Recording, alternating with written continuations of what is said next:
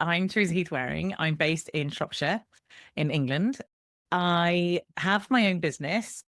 Basically, I help course creators, membership owners, coaches grow their online business. And my zone of genius within this is in the launching of the things.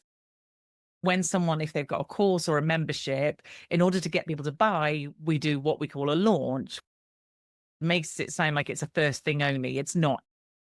Every time we go to sell it, we're effectively doing a launch experience or something to get people to sign up. So that is what I do today. I'm also a speaker and a podcaster, and my background's in marketing.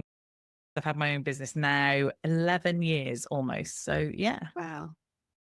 There'll be people listening to this that are on our Breaking Free program, as we call it. And I launched that using lots of your tips. So there'll be people that have got sober listening to this all here because I launched Breaking Free according to your excellent advice. I love that. As I explained, I'm a fangirl. But it is lovely, this work that we're doing, well, that we're both doing, because just getting the word out there. And we were talking before I pressed the button, weren't we, of what a huge difference it's made in our lives. And I was explaining to Teresa that I've been listening to her podcast for years, and I was just walking along the road one day listening to Teresa as usual. And then she revealed that she'd become sober. And I was so excited, I practically stopped. She's one of us. So here she is. So let's dive into this drinking story, shall we, Teresa? How old were you when you started? For me, in my upbringing, it was never not a thing. I don't know. And it's funny, we only know what we know, but like my parents drank a lot. They wouldn't encourage, but it would never not be around. So for instance, we would have a sherry shandy or we would have our own little glasses. Like, and it's not that we'd do it all the time, but everything resulted in a drink. So when things were good, people drank. When things were terrible, people drank. When things were just normal, people drank. So it was forever around, and it was forever a tool for life generally, and the answer to so many things. So I guess I don't have this is when I started, because I don't really remember. Obviously, I did the whole being a teenager and going out and getting drunk and whatever. But again, even that was not like a big serious thing in my family's point of view, because it just wasn't that big a deal. So I guess, again, I never did the thing of going and hiding or doing it in secret like lots of my friends did, because it was always accepted. It was always fine. The parties would be at my house and my mum would buy us alcohol. And I think that was half the problem. I never noticed anything, if I'm honest. Yeah, it sounds seamless. Very. And that was the truth. So when I discovered this was a problem, I wanted to almost go back and work out how long it had been a problem for. And I just couldn't. I couldn't see where it started. There was no start. It just was. So that was really interesting. Interesting. What about as you develop your career in your 20s? What was going on there? Was it all work hard, play hard? 100%. Like I said, I've been in marketing my entire life. I worked for some big companies where it would have been 20 years ago. So the app's life was that you drank.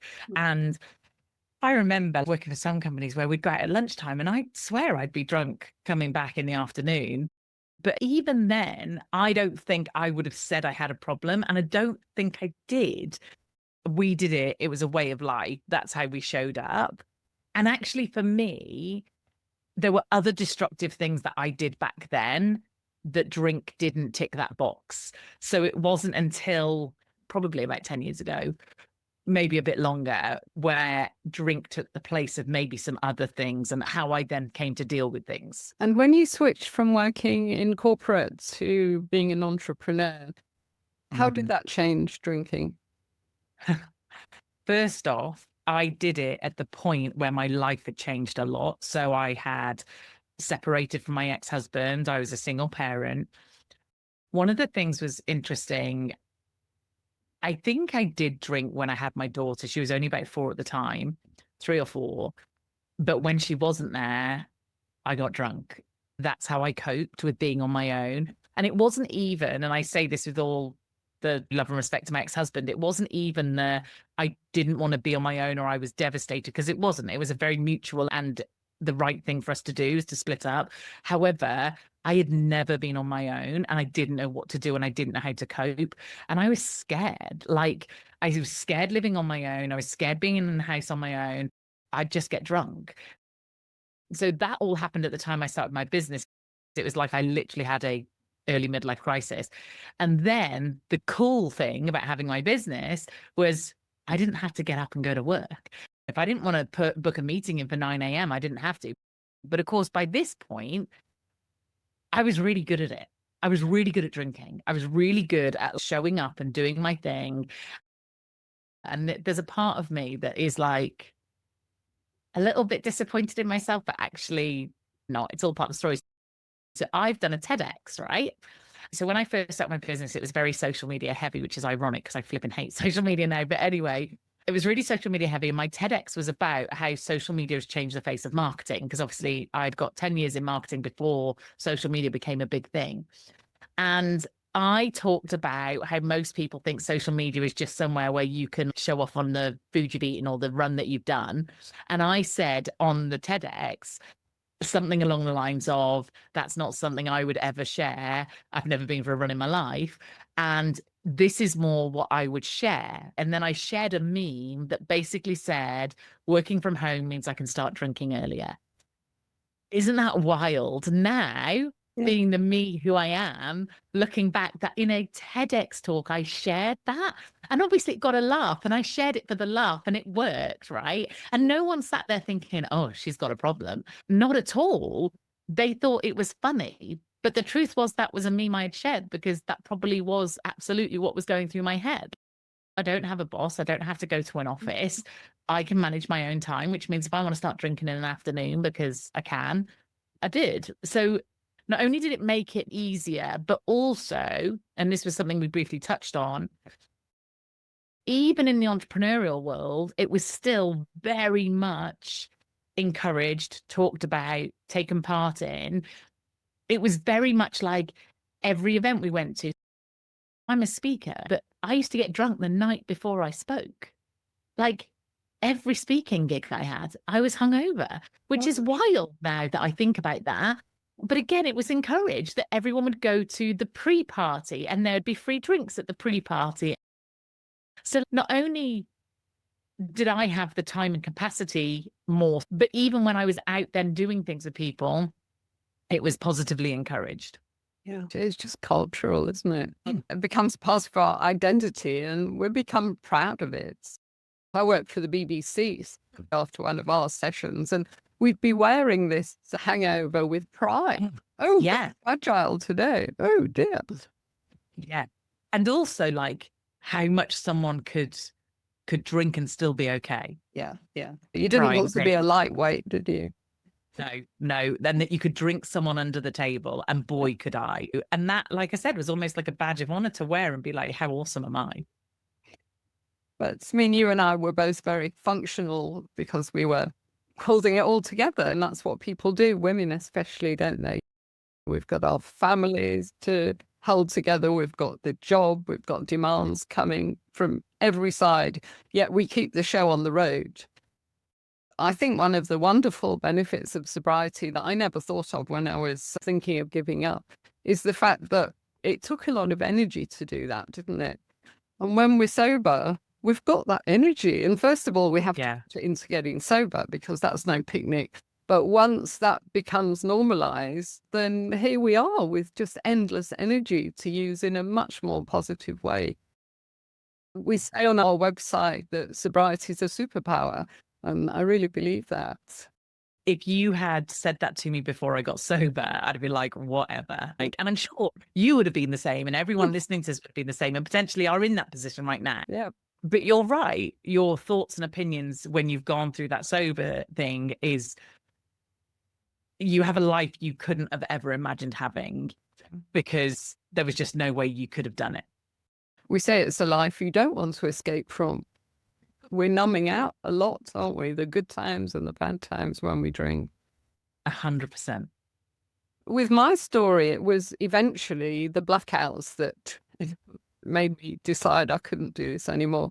I started having walking, talking blackouts, you know, when you'd be not really there. And I'd spend hours with people and I'd say, I can't remember what we did yesterday. And they'd say, oh, you were walking okay and talking and everything. And it was like I was becoming this other person. And that really frightened me into finally quitting. So I was wondering if you had a moment when you thought, I can't do this anymore. I'm sick and tired of being sick and tired. I was curious for such a long time. I didn't want to admit that it was a problem for starters. Secondly, I didn't want to stop. That sounds obvious, but I remember having conversations with my therapist going, but I like going to wine country. I like drinking champagne. I had such an identity attached to me drinking, and I liked elements of that identity, and I miss elements of that identity. There's no point me pretending or saying otherwise. Like, there are parts of me that I really wish I could have, and I wanted the balance, right? I knew I drank too much. I knew I was getting a bit out of control, but I wanted a way in which I could still have that balance. One of the things that eventually got me to stop, one of the things that really did help was that therapy. So my mum passed away 5 years ago, very suddenly during COVID. It wasn't COVID, it was cancer. She died really suddenly. I then ended up going into hospital and having emergency appendicitis. And as I was leaving hospital, it was 2 days before her funeral. And I said, can I drink? And they were like, why? I said, my mum just died, so I'm going to go to a funeral, so I'll drink. And I drank so much I was sick at my mum's funeral. Now, I remember everything about mum's funeral, and I don't think I was actually that drunk, but I wanted to drink. Because I started having therapy after my mum died, my therapist knew it was a problem. My therapy used to be every Monday morning at 10 o'clock. That is a horrendous time to have therapy because I'm hanging every Monday morning. That was no different to every other day, by the way, but it was particularly bad on a Monday. And she knew for a long time it was a problem, but didn't say anything. She knew I wouldn't take it. And I ended up having 4 years of therapy with her. And it was after about 2 of them that she eventually started to even broach the subject. And then it got to the point where I'd allow her to even talk about it. And then it got to the point where I would start to admit. So I don't think there was ever one key moment. I remember things like being very drunk with my husband and telling him we've got a problem. And my husband going, I don't know what you're talking about. Like, you're crazy. I remember certain things that tipped me over the edge. My daughter, because obviously I'm split up from her dad, she used to do 1 week with me and 1 week with her dad. And then we would swap on a Monday. So Monday morning, I would drive her to where the school bus would pick her up from, and I would drop her at the school bus, and I wouldn't see her then for a whole week. One Monday morning, I couldn't get up and I couldn't wake up, and my husband had to take her to the school bus. And the last I saw of her for that week, and the last she saw of me, was in bed, not very compos mentis, saying goodbye to her. I got on my therapy call and I said to my therapist, oh, I was very tired. And he let me have a lie-in, and she went, really? And she confronted me, and I was like, no, I was too hungover. So there was definitely little points like that. There were points where I went to Greece on a speaking gig where they funded me to go out there, and they put me in a hotel, and I got so drunk, not in front of them, but in the hotel. I'd already been out drinking in the day. I'd bought myself a bottle of wine. There was a bottle of wine in the hotel, and I drank it all, and I was considering going out and getting more. I just couldn't stop. I was begging myself to fall asleep. I was begging myself to fall unconscious because I just couldn't stop. It was like, oh my God, I've run out. I need more. And I had to fight super hard not to go out and get more. It's only because I was in Greece on my own, and it was like the middle of the night, that I didn't. So there were definitely loads of points, but I think if I hadn't have had that therapy, which I started because of how my mum died and my relationship with my mum, if I hadn't have had that therapy, I would never have got to this point where I am today. Yeah. Yeah. The therapy is very interesting. I've talked to therapists and lots of people that have been in therapy. And it's often the elephant in the room, actually, for both parties. Nobody wants to acknowledge it. Yeah, 100%. That's what it was like for me. Yeah. And I've coached people, sobriety coaching. And one lady comes to mind particularly. She said, oh, I was in therapy for 5 years about my intense anxiety. And it was terribly serious. We always talked about my anxiety. She worked with me for 3 months, got sober, anxiety just gone. That's amazing. And I think that's the thing as well. Like, you've got to be open to it, but they've got to be aware of it and be able to talk to you about it. I think the other thing that really did me a favor is I'm very honest. So I wouldn't lie to her. And that always felt like a very good place to come from. I was sometimes ashamed. I was sometimes embarrassed. I sometimes wouldn't want to tell her. But if she asked me an outright question, I would answer it. Another thing that happened around this time, I started working with a nutritionist.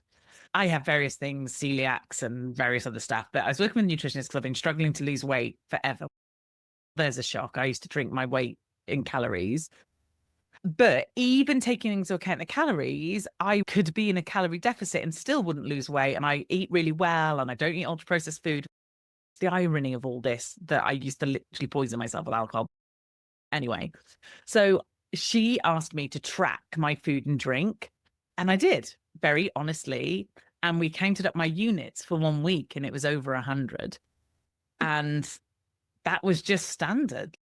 The other thing is my husband and I used to drink here. We'd go out for dinner and have a bottle of wine over dinner, but it wasn't like I saw lots of people other than when I spoke. And then, of course, it was an event. So if Teresa got a bit drunk, and of course I could hold it pretty well, that was never a concern. But because we drank so much here, there was no one ever to question us. And we weren't questioning ourselves. It was funny because my therapist said to me, she said, it's like you and your husband are two children that have been left alone at home and you're both encouraging each other. We were both like, oh, should I have a bottle of wine? Go on then. Like, we were a nightmare, which again, this has a whole nother side to the story of my husband pretty much drank what I drank. He doesn't have a problem. I do. And people find that really interesting and hard to understand because the very first thing people want to know is how much did you drink?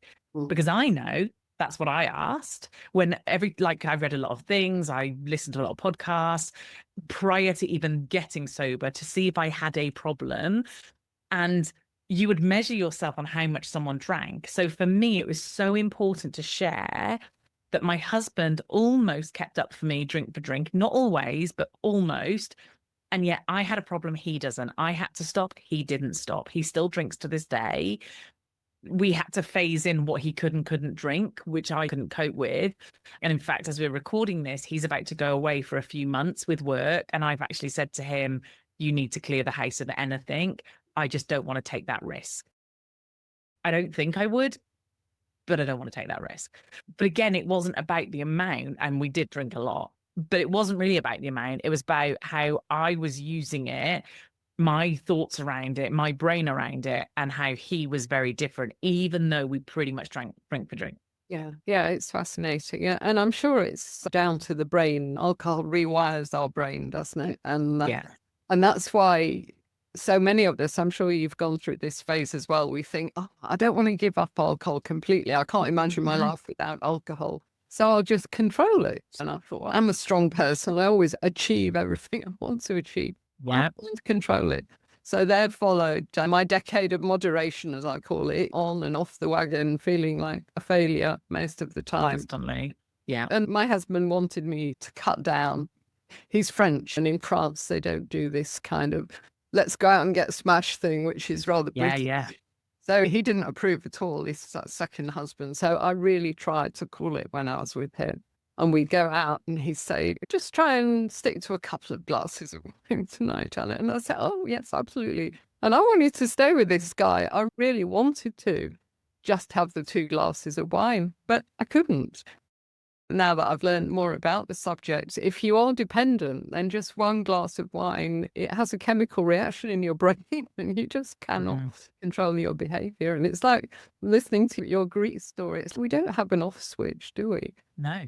And I didn't. And this was a conversation that my husband and I used to have all the time because he does, right? Yes, he could drink what I drank, but at any point he could go, I've had enough. That never happened.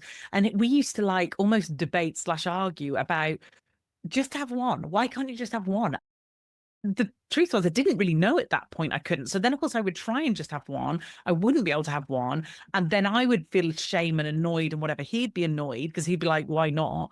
And I think that's when it really led to the fact of we might be showing up the same, but we are coming to this very differently. I don't know whether you've experienced this, but obviously when I stopped, which was a whole thing in itself, but when I stopped, it transfers to other things. This is going to sound really weird, but it transfers to things like Netflix. Okay. When I drank, I would drink to the point where I wouldn't enjoy it anymore. I wouldn't taste it anymore. I would drink drinks that I didn't like. I would drink like almost neat gin, and it would be like, this is unpleasant, but I'd be drinking it because I was just trying to get to the end, not even the end of the bottle, but like the point in which it knocked me out or the point in which I could stop. If I'm not careful, I can do exactly the same with Netflix and series. So even to the point where, and I know this sounds so stupid because it doesn't sound anywhere near as bad as alcohol, but I would stay up and watch another and watch another. And then I started to realize, and I'd go to therapy and go, I'm doing it again, but with something else. So it's been fascinating for me as well to see how that pattern has tried to jump into something else.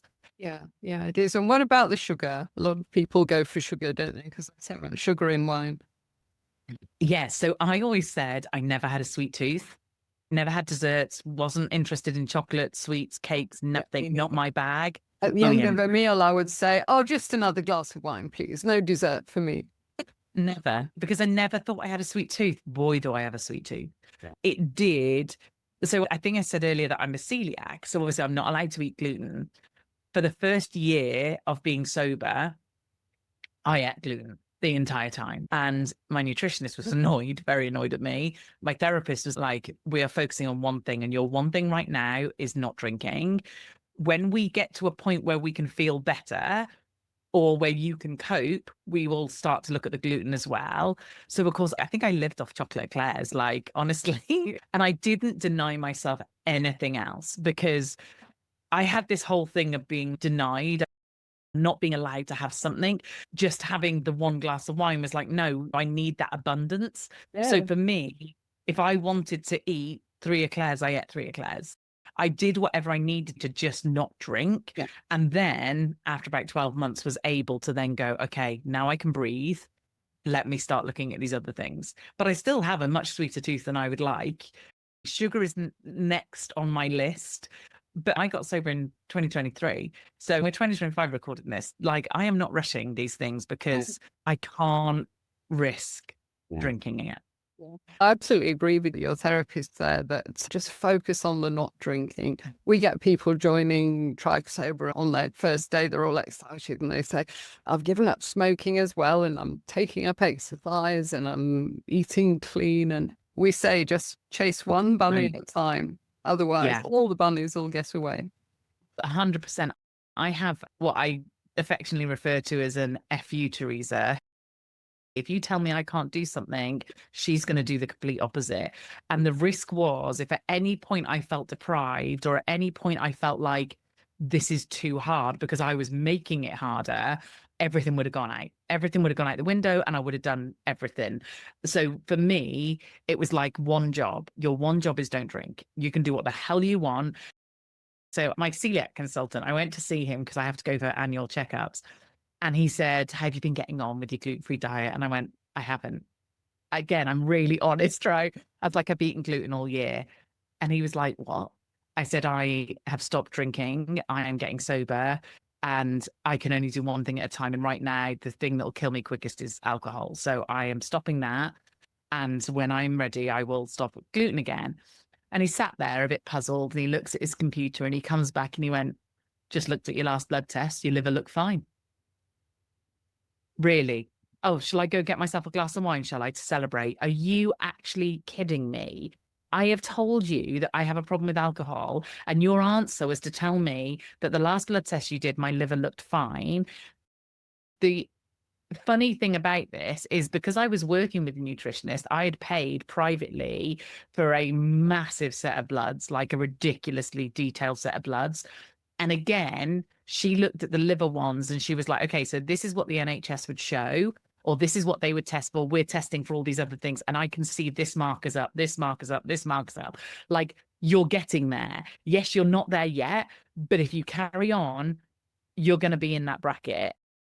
Obviously, they couldn't see that, but what a ridiculous thing for a consultant to say. Yes, I know I need to eat gluten-free and I will eat gluten-free, but right now I'm telling you, I've done something so amazing and so huge, and you're going, your liver looked fine. Are you crazy? I couldn't believe it. It's so misleading as well, this liver thing, because alcohol harms every single organ in our body, you know, and we all get fixated, don't we? Oh, about the liver. But those liver markers, you have to be really bad for them to show up. That kind of summed up the whole thing. Oh, I'll just wait for it to get really bad. And I was really lucky. And I think from the sounds of it, you were too, in the sense of, I didn't ruin my life. I didn't lose my daughter. I didn't lose my husband. I didn't completely screw up my business. I am so grateful that I found out it was a problem at the point I did, and I didn't have to let it get really bad. It's so interesting, isn't it, Teresa, the way that society stigmatizes alcoholics. We all assume that an alcoholic is the homeless man in the park with his brown paper bag, and it is 100%. And that's not the average alcoholic. Not that I like that word, but so many women and men, fully functional, high flyers, they're the ones that are drinking too much. But because of this stereotype that we've got, so many of us think, I'm fine, I'm not like people here, I can hold everything together, so I must be all right. And that keeps so many people trapped for so long, I think. Totally, yeah. How did you actually do it? So we tried dry January a few times, but that was that was just to prove that you're not an alcoholic, isn't it? Exactly. And I lasted about 7 days, but even still, I'm going, I could do 7 days, so I'm obviously not that bad. So when I couldn't get up to take my daughter to school, I stopped for about 30 days, but that was October 2021. And I didn't stop till January 2023. So I stopped for 30 days and I thought, I'm fine. I stopped for 30 days. I'm fine. And it was interesting because I thought, and this was an absolute revelation to me, I heard it in Bryony Gordon's book, Glamorous Rock Bottom. I thought that when you stop drinking, you reset, right? So the way her therapist described it to her, and the way she describes it in the book, is that basically it's like you're in a lift and you're going down. So the worse you're getting, you're going further down in the lift, right? Obviously the bottom being you're done. When you stop alcohol, the lift opens and you get off on that floor, right? But if you start again, you get back on at the floor you got off. Whereas I think most of us think we go back to the top and work our way down again. And that was a revelation to me. So I think doing that 30 days in October was like, okay, no, I didn't reset. I literally took off where I left. I decided in 2023, we'd been battling it and talking about it for ages in therapy. I said, I'm going to do dry January. And I think I was about 3 days in and realized this isn't dry January. I can't start again. It felt like the universe aligned and it stopped. And if I'm to drink again, I don't know how I'd ever stop again. So for me, it was really like something happened, it worked, and I just had to keep going with it. And it was honestly the hardest thing I've ever done. Literally the most hardest. And I think for me, the bit that was the most shocking was I genuinely thought I would stop on day 1 and come day 3, maybe I'd feel freaking amazing. And I didn't. It was actually November of that year that I finally woke up and went, oh, okay, I can do this. Actually, I feel really good today. And also my brain wants to work again, because that was the hardest bit. I was running a business. So I had to show up where I had to show up, which was fine. So when I did coaching calls, when I worked with my clients, I showed up. When I was speaking, I showed up. That was hard because no one knew I wasn't drinking. So I pretended I was drinking because I was not in any position to even have a conversation about it, let alone be honest. And then I just sat on the sofa and watched Grey's Anatomy for basically the entire year because that's all I could manage. And my husband didn't understand it. He was like, I don't get why this is taking all your energy. You only drank at night, so surely you're fine in the day. But literally, it took every ounce of energy I had just to get through the day. And like I said, I didn't drink in the morning. I wasn't that bad. I drank every evening, but it literally floored me. It was so hard. I felt physically ill as well. I felt like I was detoxing. I felt absolute crap for months and months.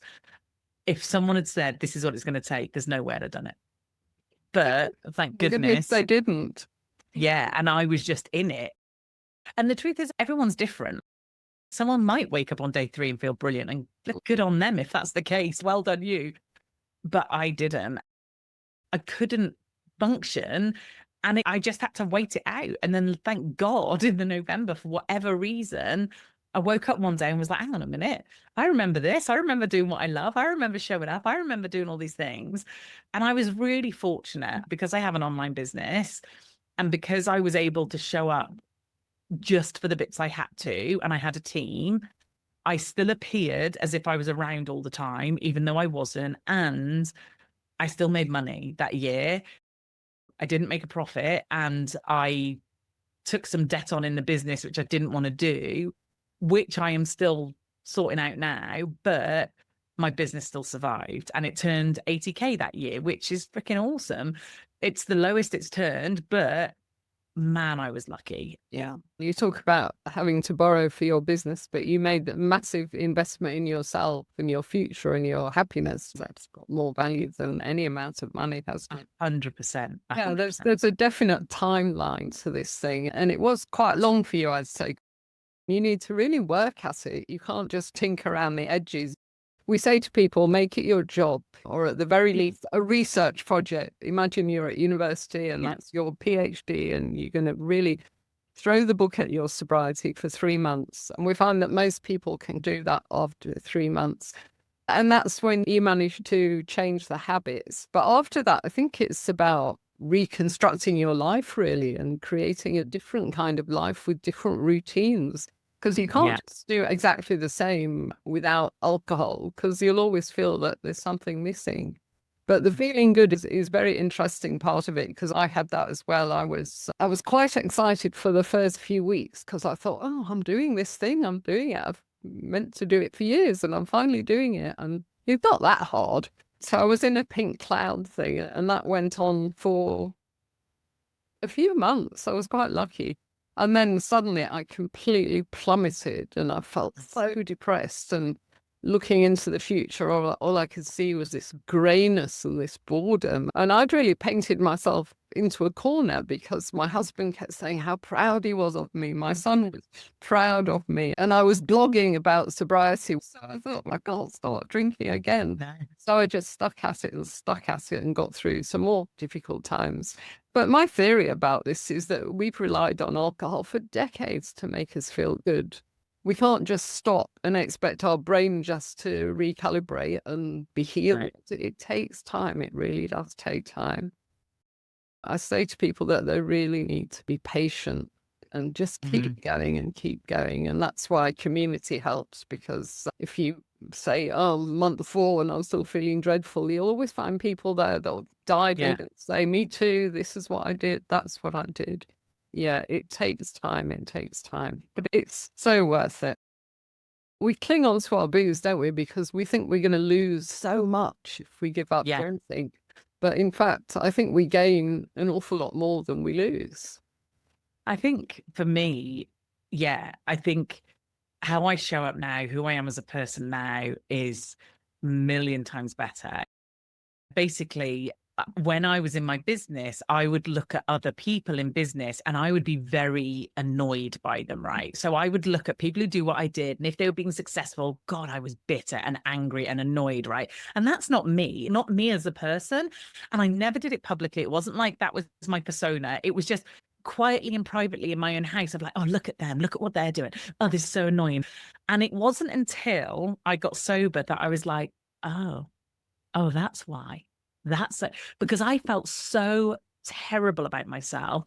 I felt so rubbish about how I was showing up and who I was, and I couldn't trust myself and I didn't like myself. I certainly didn't love myself, that it was so much easier than facing up to me and what was happening with me. And not even with the alcohol, but just even the fact that I didn't like myself and I didn't treat myself very well. It was so much easier to look at other people and basically slag them off and go, yeah, they're not nice. And then when I got sober and when I got better, I then went, oh, I don't feel that way about anybody. That's really interesting, because it was all about me.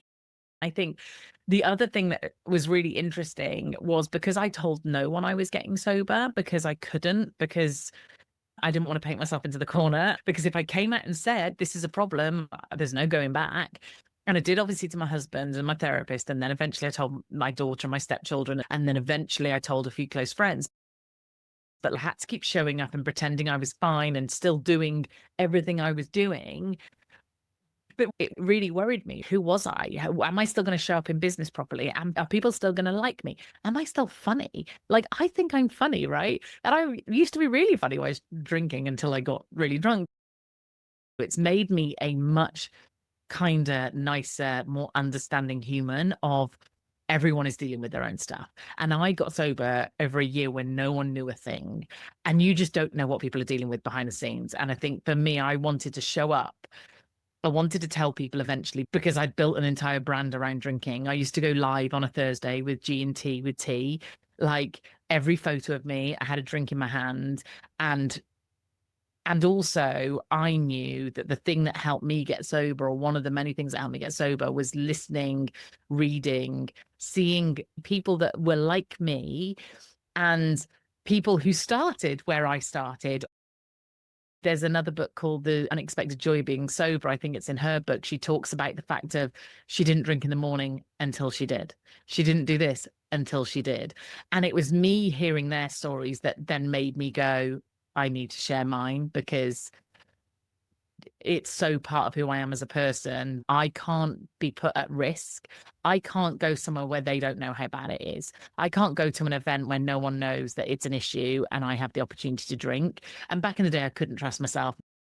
Now I do trust myself a lot more. There's always that thing, and I think that's healthy to have that, it can catch me off guard.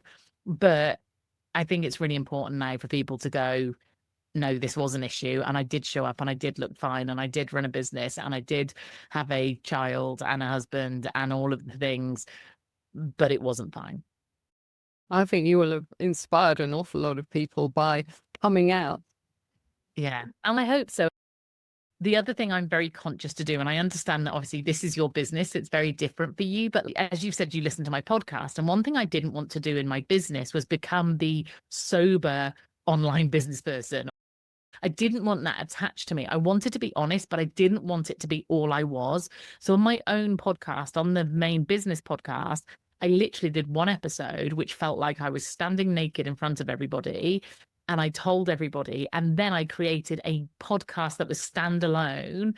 There was 15 episodes. And I said, if you're interested, if this is something that you might be struggling with, or you want to just hear about my story, then you can go over here and you can listen to that. And that still exists. It sits on the podcast places.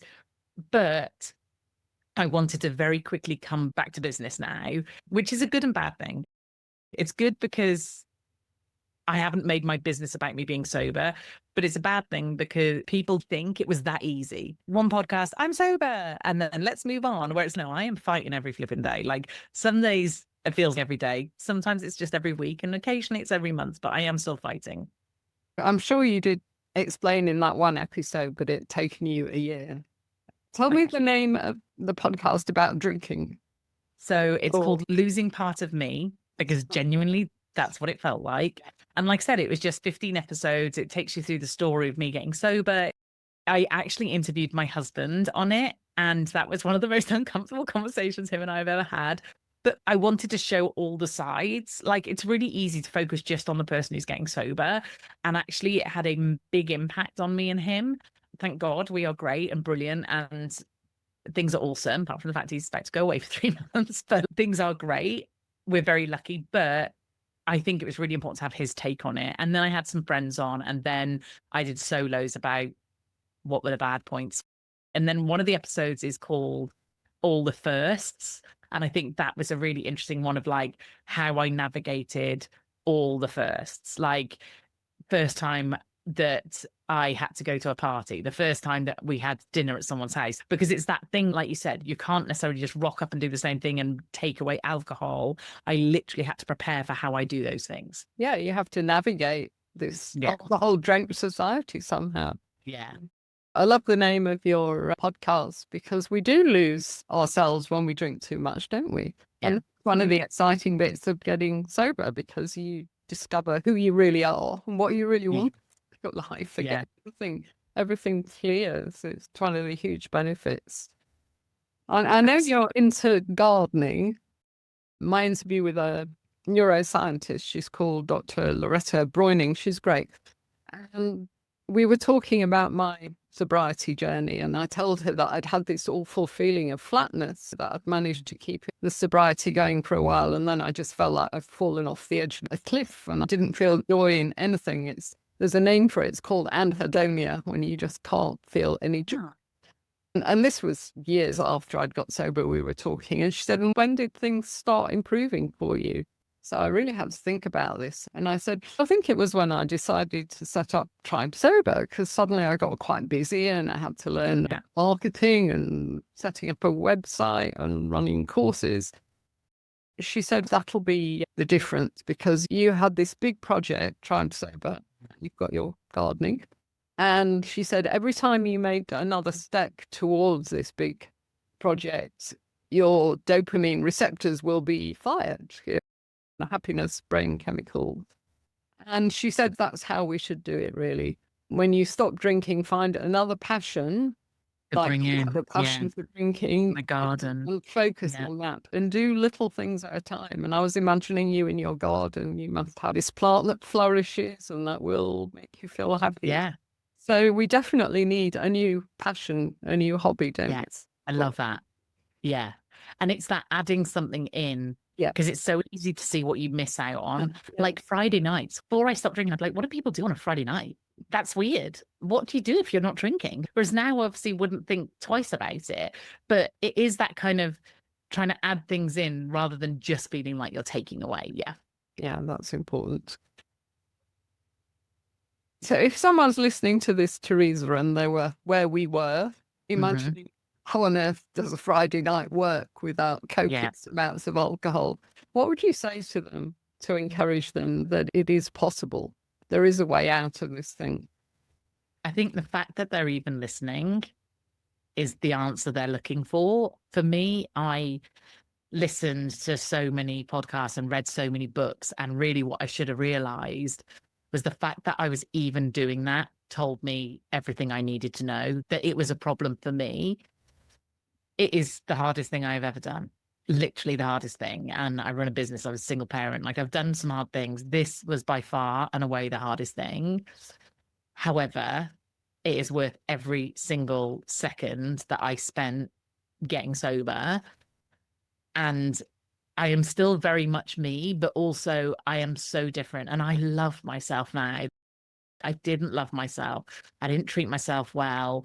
I just wasn't kind to myself, and now I do. And having a dip in business for a year, like I said, was worth every bit of debt I took on just to keep the business going, because it's worth it.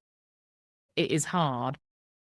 Someone said to me when I got sober, how do you feel now? And I said, I feel like I could take on the flipping world. Nothing I can't do, because I did the one thing that I thought was impossible, and I did it. Yeah, there's definitely that feeling. I don't know if you've read a book by Dr. Anna Lemke called Dopamine Nation. Yes, I have. Yeah. Like, you know how she talks about our brain being wired to do hard things, and this is a hard thing. So if we can do that, we can do other hard things. So I think that's 100%. a beautiful benefit. So let's end with your top 3 benefits of sobriety. Okay. 1, I don't have the regret of what I've said or done. And I'm going to throw in with that my husband and I don't argue as much, because I used to pick fights when I was drunk. 2, I can focus. Whereas I had permanent brain fog, and my business has never been so successful as it is now. And 3, oh, it's so hard. There's so many of them, that I love myself and that I treat myself really nicely. That is massive. Yeah, that is a big one, because we do learn to love ourselves again and become the best version of ourselves, really. I say that to people when they say, I'm not that bad. I'm not like the homeless tramp. I say, don't compare yourself with him. Compare yourself with the best version of yourself that you can ever be. And that's what it's done for you. So we've got Losing Part of Me as your sobriety podcast. Your main podcast, the marketing one, is called Dream Business. Your Dream Business. Yeah. Your Dream Business, which if anyone out there is into marketing, it's brilliant. Thank you. And yeah, how can people connect with you if they want to learn more? If you can find me over on Instagram, that is my most favorite place. That's where I am the most often. If you just search Teresa Heath Wareing, you'll find me there, or you can go to teresaheathwareing.com.